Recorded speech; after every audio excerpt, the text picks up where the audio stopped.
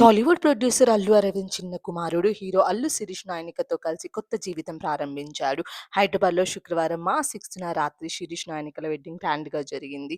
ఇరు కుటుంబ పెద్దలతో పాటు బంధువుల, స్నేహితుల, సన్నిహితుల సమక్షంలో నాయనికను పెళ్లి చేసుకున్నారు శిరీష్. తమ పెళ్లి ఫొటోస్‌ని షేర్ చేస్తూ నా దివంగత మామగారు డి. శరత్ చంద్రారెడ్డి గారు, నేను వారిని కలిసే భాగ్యం నాకెప్పుడూ రాలేదు. ఇప్పుడు నేను నా భార్య అని పిలుస్తున్న స్త్రీని పెంచినందుకు ధన్యవాదాలు.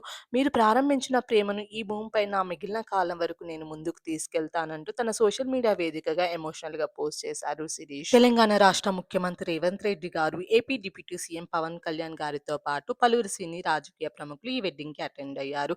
కొల్లూరైన ఈవెంట్ స్పేస్‌లో అల్లు శిరీష్ నాయనిక పెళ్లి జరిగింది. ఈ పెళ్లికి చిరంజీవి గారు, సురేఖ దంపతులతో సహా మెగా ఫ్యామిలీ సభ్యులందరూ అటెండ్ అయ్యారు. రామ్ చరణ్ ఉపాసనలు ఈ పెళ్లిలో స్పెషల్ అట్రాక్షన్‌గా నిలిచారు. అలాగే కోలీవుడ్ స్టార్ హీరో సూర్య అటెండ్ అయి శిరీష్ నాయనిక దంపతులకు శుభాకాంక్షలు తెలియజేశారు.